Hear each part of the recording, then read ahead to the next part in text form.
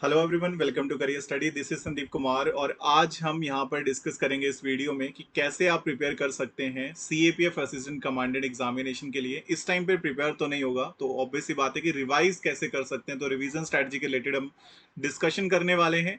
तो काफ़ी डिटेल में हम सारी चीज़ें डिस्कस करेंगे। बहुत ही छोटे छोटे पॉइंट्स हैं जिनको आपको ध्यान में रखना है। बहुत ज़्यादा यहाँ पे हम सिलेबस डिस्कस नहीं कर रहे हैं, क्योंकि ऑब्वियस सी बात है कि आपको ऑलरेडी पता है, तभी आपने प्रिपेयर करा होगा। इस टाइम पे हम बात करने वाले हैं कि रिवाइज कैसे करें। ये जो लास्ट 30 डेज आपके पास बचे हुए हैं, इनको आप कैसे यूज करें सो दैट आपका प्रैक्टिस हो जाए, आपका रिवीजन हो जाए। और अगर कोई फर्स्ट टाइम जो स्टार्ट करना चाहते हैं, 1 मंथ में आप प्रिपेयर करना चाहते हैं, ऑब्वियस ही बात है कि या तो आपका बेस बहुत स्ट्रांग होगा, आपको ऑलरेडी सारी चीजें पता होंगी, देन अगेन आपको रिवाइज करना होगा। अगर आप बिल्कुल स्क्रैच से प्रिपेयर करना चाहते हैं, तो आप अभी जो है नेक्स्ट एग्जाम के लिए प्रिपेयर कर सकते हैं, क्योंकि इस टाइम पे 1 मंथ में बेटर इज कि आप क्या कर सकते हो, सिर्फ रिवाइज कर सकते हो। तो डिटेल में समझेंगे कि क्या क्या चीजें हैं, क्या नहीं है। और अगर आप ऑलरेडी अनअकैडमी पर हैं, तो अनअकैडमी पर प्रैक्टिस कोर्स जो है वो आ चुका है, जिसके बारे में हम थोड़ा आगे चल के डिस्कस करेंगे कि कौन सा प्रैक्टिस कोर्स है इस टाइम जो आप इन्वॉल्व कर सकते हैं। बाकी क्या स्ट्रेटजी रहनी चाहिए, पहले हम वो डिस्कशन कर लेते हैं कि किस तरह से आप रिवाइज करेंगे अपने एग्जामिनेशन के लिए। तो देखो, जब भी हम रिवाइज करते हैं लास्ट मोमेंट पे, तो एक चीज आपको समझनी होती है कि जब हम शुरुआत कर रहे होते हैं, मान लीजिए हमने लेट आज से 6 महीने पहले मान लो सीएपीएफ के लिए आपने सोचा होगा कि हम प्रिपेयर करना शुरू करते हैं, तो उस टाइम पे आपने फुल सिलेबस देखा कि हाँ ये सिलेबस है, और आपने उसको पूरा का पूरा कवर करा होगा। मतलब आपने मान लीजिए अगर आपने हिस्ट्री करी है तो आपने हिस्ट्री टोटल करी होगी, जियोग्राफी करी होगी, फिर आपने पॉलिटी करी होगी, इस तरह से बाकी सारी चीजें भी आपने कवर करी लास्ट मोमेंट पे। लेकिन जब आप बात कर रहे हो रिवीजन की, तो उस टाइम पे क्या इंपॉर्टेंट है, उस टाइम पे ये ज्यादा जरूरी है कि कहां से कितने क्वेश्चन आने हैं एग्जाम में। क्योंकि आप प्रीवियस ईयर का थोड़ा ट्रेंड देख सकते हो, थोड़ा आइडिया लग जाता है कि ठीक है, लगभग लगभग इतने क्वेश्चन तो आएंगे यहां से। तो अब इस टाइम पे रिवाइज करते हुए जो टॉपिक से ज्यादा क्वेश्चन आने, उस पे आपको रिवीजन अच्छा देना है, सो दैट कि आपके क्वेश्चन बने एग्जाम में। तो इसी चीज पे हमारा मेन फोकस रहेगा। तो पहले मैं आपको थोड़ा सा आइडिया बता देता हूं कि इससे पहले जो एग्जाम हुए हैं, मतलब सीएपीएफ का जो एग्जाम इससे पहले कंडक्ट हुआ है, लगभग लगभग उसमें क्या क्या जो है वो ओवरऑल पैटर्न रहा है, तो वो हम देख लेते हैं। जैसे कि अगर आप ओवरऑल देखेंगे यहाँ पे 2016 से लेकर 2020 तक का मैंने यहाँ पे कवर किया है। तो अगर आप देखेंगे तो करंट अफेयर सबसे पहले मैंने रखा है। सो करंट अफेयर का आपके पास डेफिनेट सी बात है कि अच्छे क्वेश्चन बनते हैं हर बार, मतलब ठीक ठाक से क्वेश्चन आपके पास रहते हैं अगर हम करंट अफेयर की बात करते हैं। सो सबसे पहले करंट अफेयर है आपके पास। ओके, सो करंट अफेयर से अगर आप ओवरऑल देखें 2016 में तो बहुत ज्यादा थे, बट फिर भी अगर हम ऑन एन एवरेज लगा के चलें पिछले 3-4 सालों का, तो आपको ये पता है कि यहां से आपको 10 to 15 क्वेश्चन मिलने हैं, जो काफी अच्छा नंबर है करंट अफेयर के केस में। काफी अच्छा नंबर है, बस इतना थोड़ा ध्यान रखना है। फिर इसी के बेसिस पे हमारा रिवीजन रहेगा। आर्ट एंड कल्चर से आपको पॉसिबिलिटी है 2-3 क्वेश्चन मिल जाएंगे, तो इसको चलो होल्ड पे रख सकते हैं, इस टाइम रिवाइज करना है बीच में। एंशियंट से आपको देखो 2019 में कोई क्वेश्चन एक ही था, लेकिन ओवरऑल अगर आप देखेंगे तो लगभग लगभग आपको 5 to 6 क्वेश्चन मिल ही जाएंगे। मेडिवल से भी आपको कम क्वेश्चन आएंगे, लेकिन मॉडर्न से काफी ज्यादा क्वेश्चन आते हैं। अगर आप पिछले ट्रेंड को देखेंगे तो मॉडर्न के काफी अच्छे क्वेश्चन रहे हैं। तो दैट मीन आपको ज्यादा फोकस करना है इस टाइम पे मॉडर्न हिस्ट्री पे। मॉडर्न हिस्ट्री को ज्यादा अच्छे से रिवाइज करेंगे तो आपके लिए बेटर रहेगा। उसके बाद वर्ल्ड ज्योग्राफी में भी सेम ही है कि इंडियन ज्योग्राफी से रिलेटेड थोड़े कम क्वेश्चन रहते हैं, लेकिन आप वर्ल्ड ज्योग्राफी की बात करेंगे तो आपको थोड़े ज्यादा क्वेश्चन देखने को मिलेंगे। तो इस टाइम पे ये चीज समझने का यही ज्यादा इंपॉर्टेंस है कि आप रिवाइज कैसे करो, क्योंकि ये चीजें तो आपने सारी कर ली हुई हैं, एक टाइम पे आपने ये सब कुछ रीड करा हुआ है। इस टाइम पे क्या रिवाइज ज्यादा अच्छे से किया जाए। उसके बाद अगर आप पॉलिटी देखोगे तो पॉलिटी के काफी क्वेश्चन है, इनफ क्वेश्चन है आपके पास। मतलब कहीं ना कहीं आप ये मान के चल सकते हैं कि पॉलिटी के बिना नहीं यहाँ पे काम बनने वाला है। फिर उसके बाद इकोनॉमिक्स के आपके पास क्वेश्चन आएंगे, काफी अच्छे क्वेश्चन है, तो अगर आपने करा है, अगेन मान लो किसी ने पहले इकोनॉमिक्स छोड़ दिया था कि मैंने लेट मेरे पास 100% सिलेबस है, उसमें से मैंने 80% कवर करना है, कोई दिक्कत नहीं है, वो अब भी उसको छोड़ेंगे, बट रिवाइज करते हुए आपको ध्यान रखना है किस चीज पे ज्यादा टाइम इन्वेस्ट करें।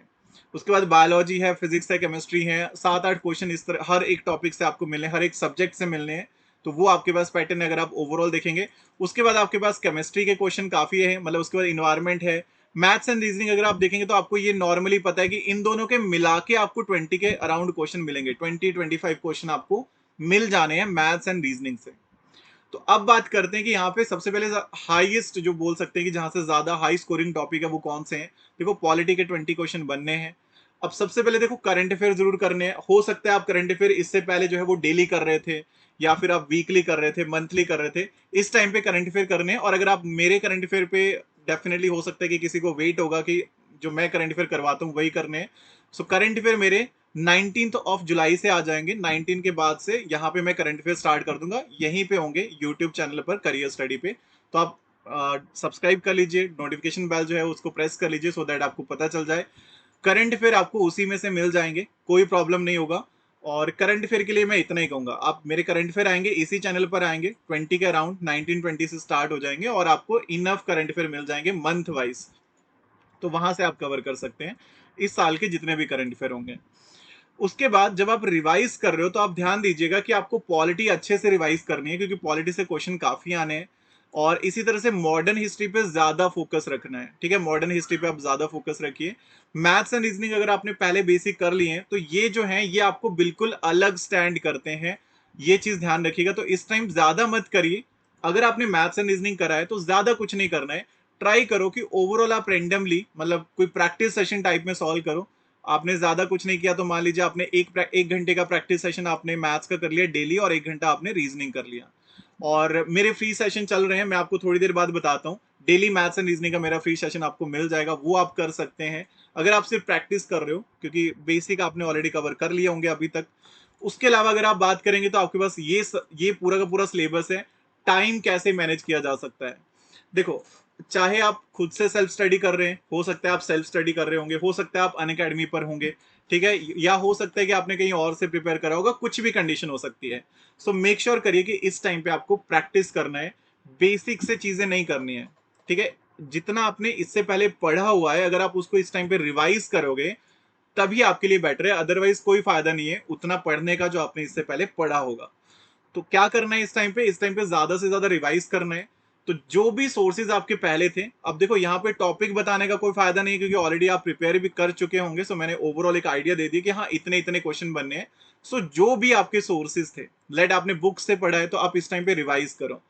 जिस चीज को फर्स्ट टाइम पढ़ने में आपको 1 घंटा लगता है, रिवीजन के टाइम में उसी में आपको 25 मिनट लगते हैं, क्योंकि जब आप पढ़ रहे होते हैं, याद कर रहे होते हैं, तो आप ज्यादा टाइम इन्वेस्ट करते हैं।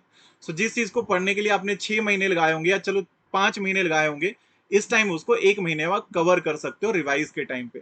तो डेली कम से कम 10 to 12 आवर्स आपको निकालने हैं। 10 to 12 आवर की स्टडी जब आप करोगे, उसमें से 2 घंटे मैथ्स रीजनिंग हो गया, 1 घंटा आपका डेली करंट अफेयर का जाएगा, 3 घंटे ये हो गए। बाकी आपका पूरा का पूरा जीके है, जिसमें आपका साइंस भी आ जाएगा, ये सारी चीजें आ जानी है। इसमें से जो आपने जैसे करा है 7-8 घंटे आपको डेली देने हैं। और ज्यादा फोकस किस पे रखना है वो आपको क्लियर हो गया होगा। वर्ल्ड ज्योग्राफी के क्वेश्चन आपके पास काफी बनने हैं, पॉलिटी के क्वेश्चन आपके पास काफी बनने हैं। इकोनॉमिक्स अगर आपने करी है तो कहीं ना कहीं सीएपीएफ में इकोनॉमिक्स का काफी अच्छा रोल है, तो आप जरूर करिए उस चीज को। तो ये आपके पास पॉइंट रहेगा। तो इस तरह से आप चीजें कर सकते हैं। बाकी कोई भी डाउट होगा तो कमेंट सेक्शन में बता सकते हैं। अब अगर किसी को ये लग रहा था कि यहाँ पे मैं बिल्कुल वो स्ट्रेटजी बताऊंगा कि हाँ ये टॉपिक है, ये बुक उठा लो, नहीं, क्योंकि आप रिवाइज कर रहे हो, तो रिवाइज के टाइम जो आपने पहले प्रिपेयर करा है उसको रिवाइज करना है, ना कि कुछ नया ढूंढना है।